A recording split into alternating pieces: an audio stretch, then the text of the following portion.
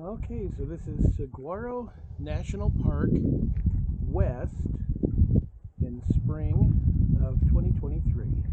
This is the nature trail. It's about halfway through the park. Lots of different varieties of cacti or cactuses. It'll be fun to try to identify the various species.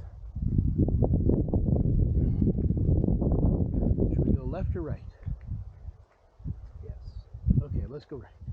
We'll follow, yeah.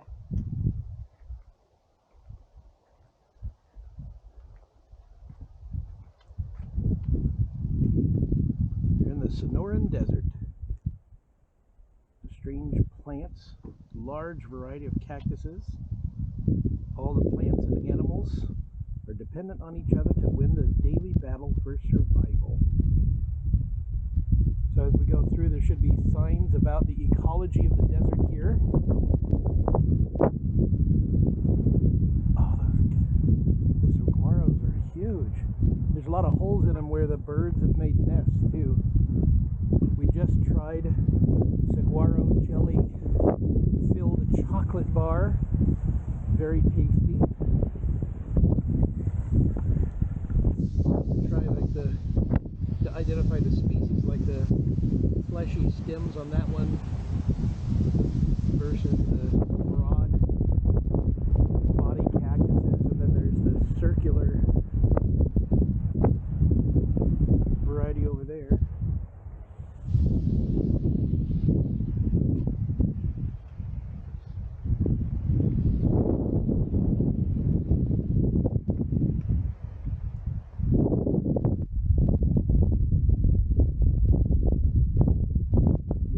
Coyote run across the road just as we were parking in the trailhead here.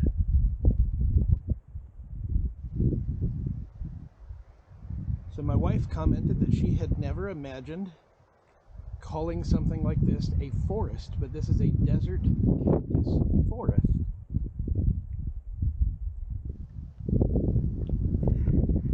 So the saguaro, guardian of the desert.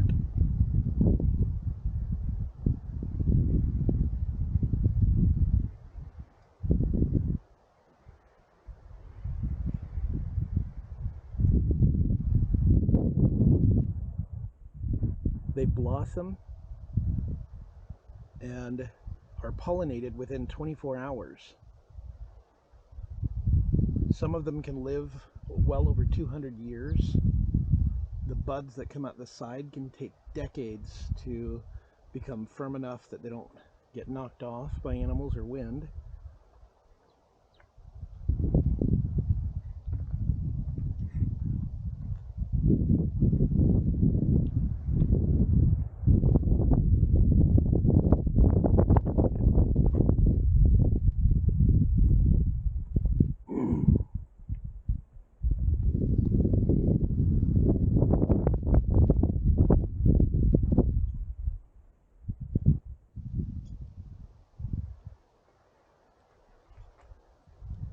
Some interesting budding and growth here as the tips of this plant are going through the reproductive stage. It's a fruiting body.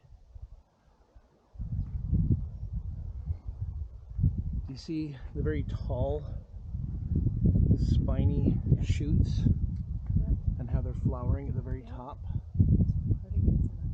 Yeah, a lot of plants will put a tremendous amount of effort into growing their reproductive branches very, very high above the main body to outcompete the neighboring plants for pollinators.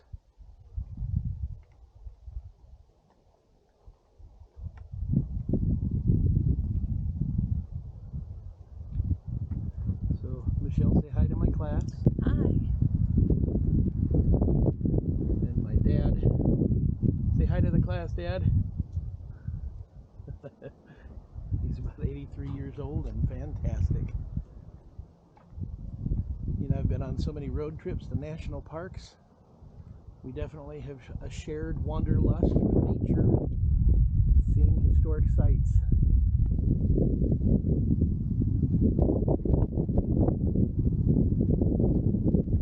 You see the mosses hanging in the branches? Yeah. Those don't have any roots into the soil.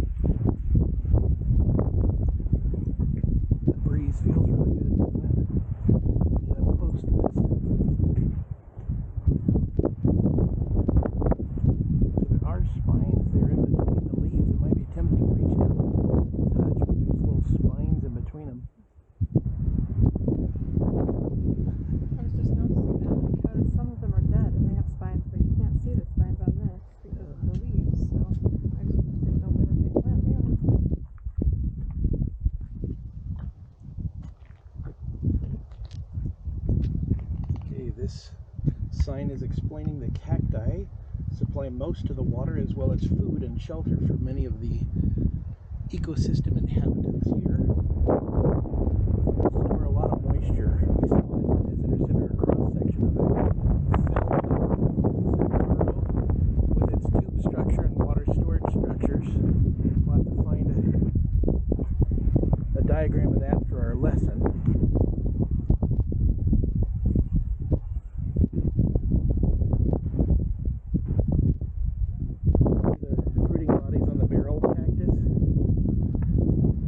Oh, these are starting to get ripe. Animals are already starting to get onto the fruiting bodies.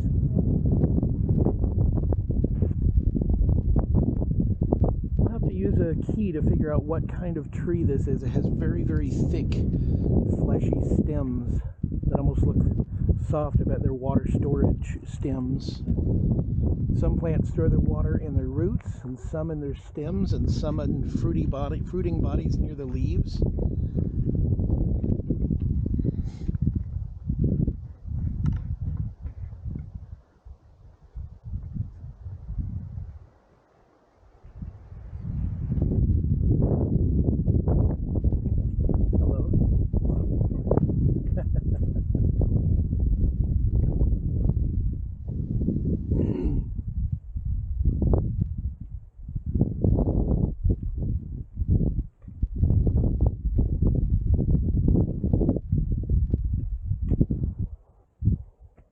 Shrubs account for most of the greenery in the Sonoran Desert.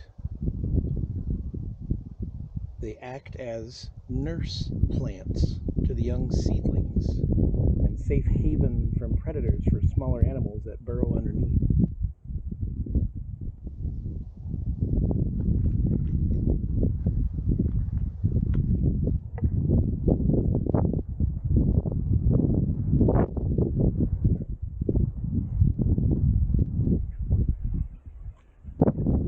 We'll have to find out the species name for these, where the main bodies look like elephant's ears or something, but I'm pretty sure this is the same species we've had cut and sauteed into salads and southwestern food here near Tucson, Arizona. Amazing food, southwestern and Mexican food here.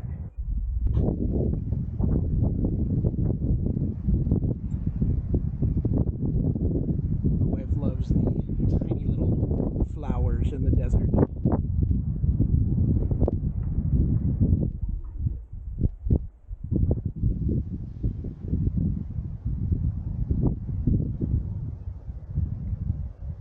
I'm seeing little monitor lizards and, well, it's hard to tell, little deserty lizards about that long scurrying all along. There are warning signs all along the trail that if you venture too far off of the path, that you'll come across several different species of lizards and snakes, some of which are quite dangerous. There are mountain lions and bear, coyote, and a wild feral pig species that are common in this particular area.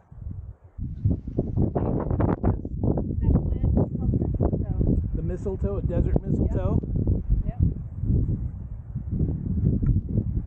I taught my wife how to use a plant snap app for identifying species when I was teaching a botany class. That's one of her favorite things to do when we're on hikes, try to figure out what the species are of the various plants.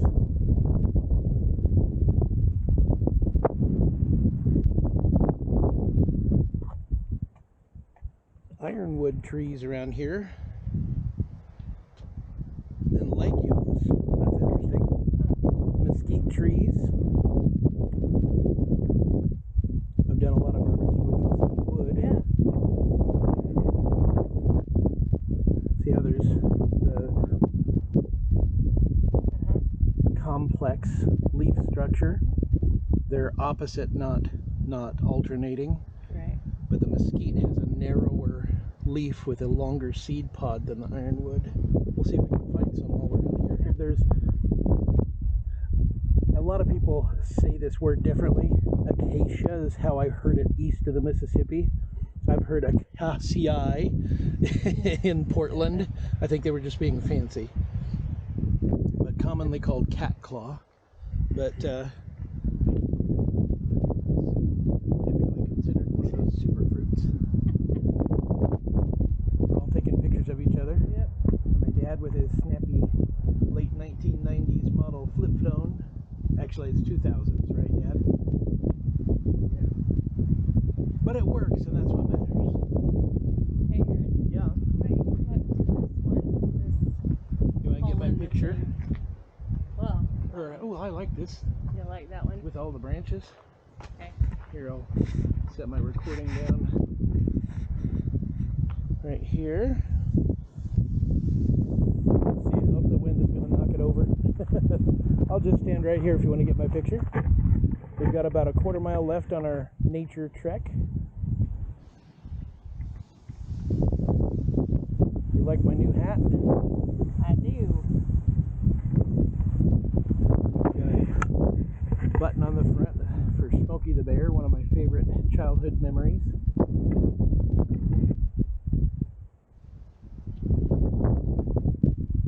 Used to watch Yogi Bear with the ranger and his little sidekick Boo Boo in Jellystone National Park. And then when I first went to Yellowstone, I thought, hey, they were copying my favorite cartoon when I was a kid. Enjoyed a picnic basket with the bears.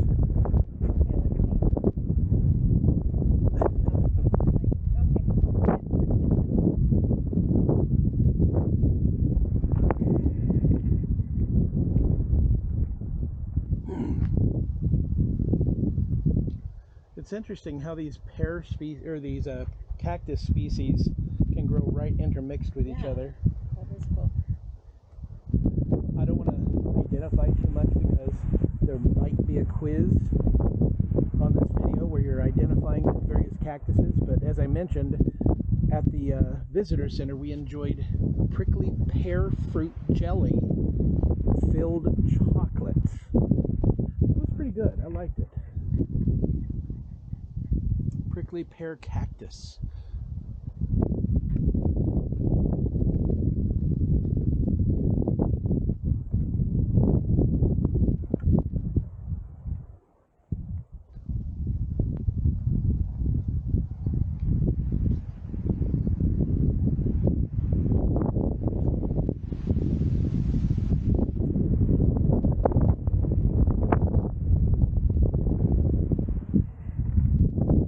Okay, now this sign we're going to want to take time to study. The foundational idea in ecology is that every ecosystem has a carrying capacity. The total amount of life that can be sustained by all the environmental resources, whether it be water, air, soil, or just space. There's a maximum amount of life that can fill an area and remain healthy. And again, it's only healthy if the life is balanced in a food web with producers, consumers, and decomposers. And so this sign we're going to want to look at. I guarantee there's going to be a quiz question on this sign. One of the evolutionary adaptations of all life in this area is to be able to find, absorb, and retain moisture. So if you think about every kind of tissue on the plants and the various behaviors and the various types of surface tissues like skin and fur and scales of the desert animals in this area and their burrowing tendencies, some are nocturnal, some are diurnal, all of those adaptations and the behaviors that are part of their genetic programming are for surviving in an area with limited resources like water.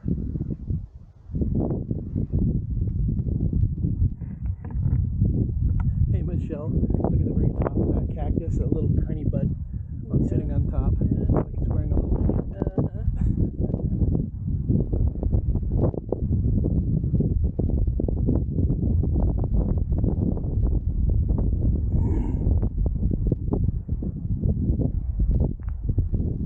there's those fruiting or the reproductive branches. This one is done and is drying, and you can see all the thorn structures that were between those delicate leaves.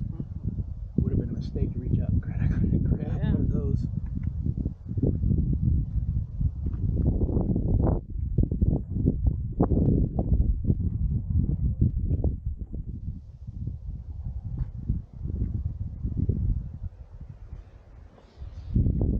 An interesting twist in the tissues on that, the supportive ribs.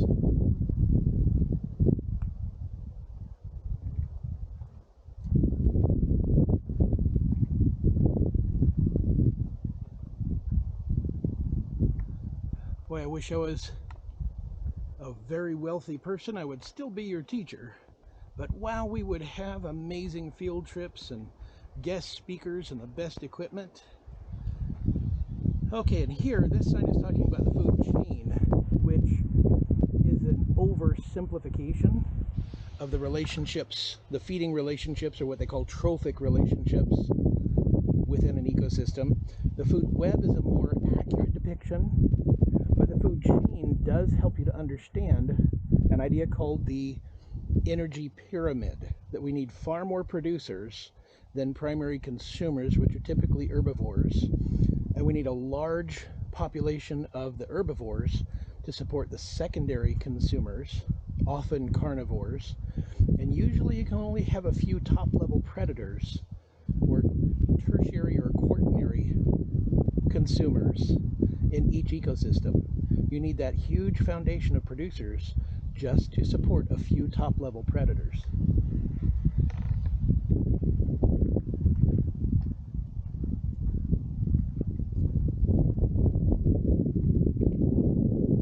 Well, if you were stuck in the desert, it sure would be helpful to have an identification or a survival guide as to which plants you can eat.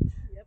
But some of these, I know that some cacti are very tasty and healthy and good to eat, and some will give you such terrible indigestion, and some are even poisonous.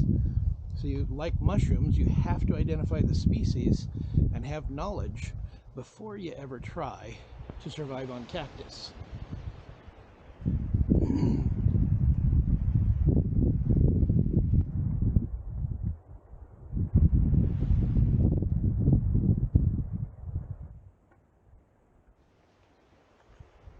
It'll be interesting to go back over the footage and look all around us to see if we can see any animals that we're missing as we're just walking along.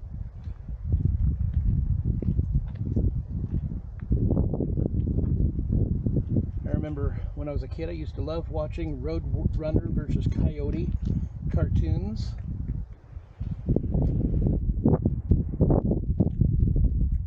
The birds often help with the reproductive cycle of plants because while eating the fruits and being attracted to the colors, they quality, but they can take the seeds and scatter them all over the desert as the fruit carries the seeds through the digestive system. The enzymes and acids even help to soften the seed coats so that when they come out, they're ready to grow, and they even have their own little pile of fertilizer.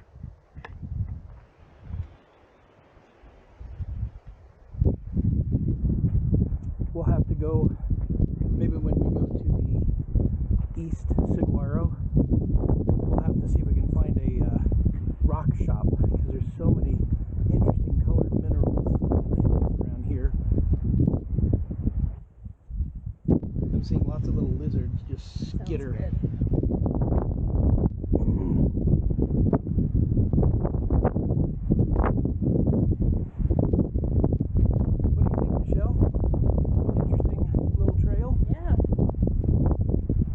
We typically spend more time in higher elevation pine forests or back east in deciduous areas of Indiana and Ohio river systems, but we're really enjoying learning about deserts and experiencing the trails. So this sign is focused on insects of the desert. Even though they're small, this sign is indicating they're one of the most vital parts of the food web. While we don't call them decomposers, we call them detrivores. Insects often eat partially decayed plant and animal material, and once it passes through their digestive system, it makes it easier for bacteria and funguses to then fully decompose the material to remix and recycle back into the soil. So there's a difference between detrivores and decomposers.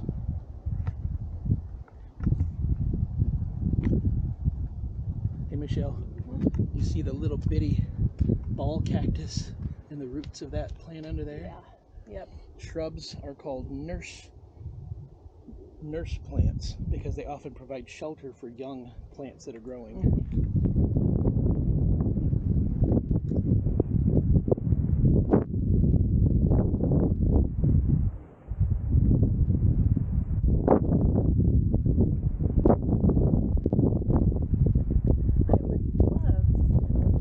I know, wouldn't you? I would just love that. Maybe when we're driving down the highway, it's actually pretty common to see them because they love to play chicken with the cars on the roads. Well, I just thought that was just a made-up thing. We saw the coyote. Yeah, Now we just need to see the roadrunner. Yeah. And then we'll probably see like an Acme anvil fall out of the sky onto the coyote's head, right? Right.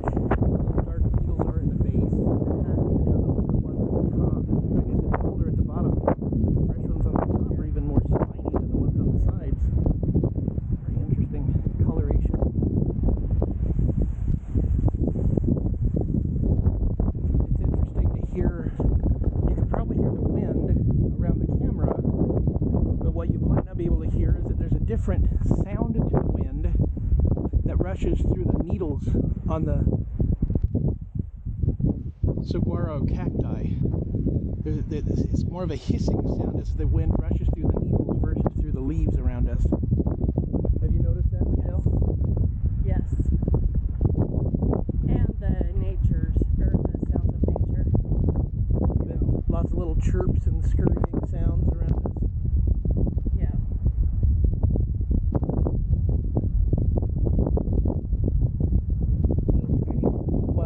Flower. I was looking at those. Isn't that pretty? Yes.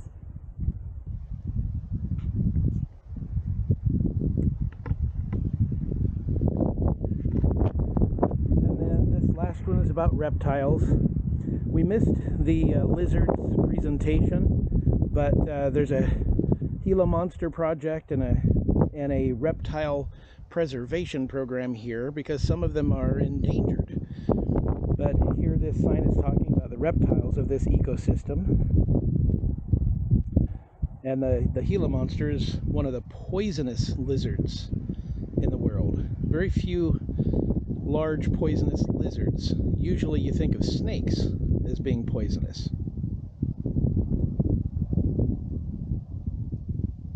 Desert tortoises are endangered here.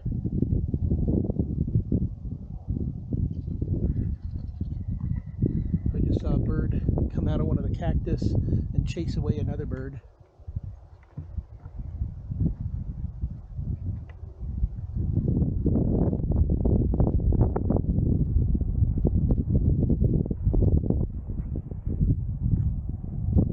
Well, we're just about at the end of our trail. You can see my truck with the UTV mounted on the top over that direction. Hope you have enjoyed this virtual field trip with Mr. Powner.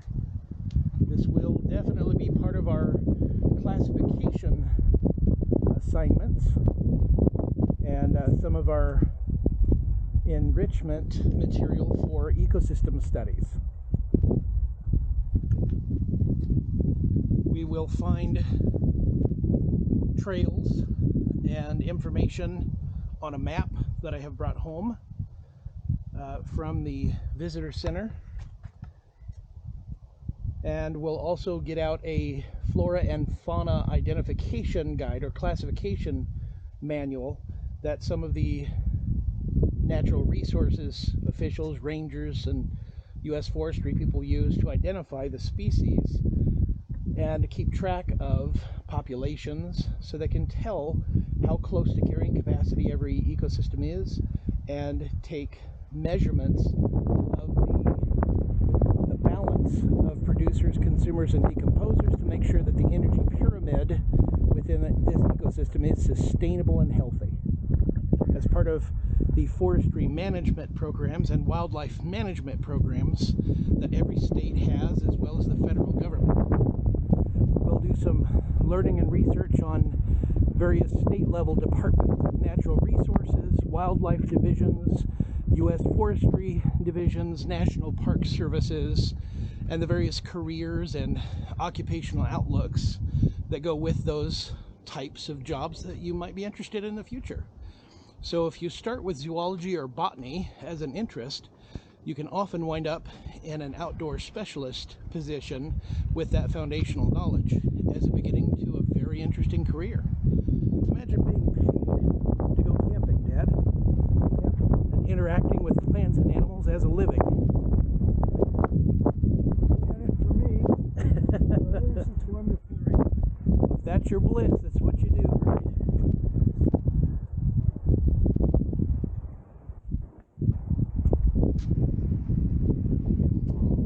Alright, that's it for our virtual tour from Saguaro National Forest West in Arizona, near Tucson.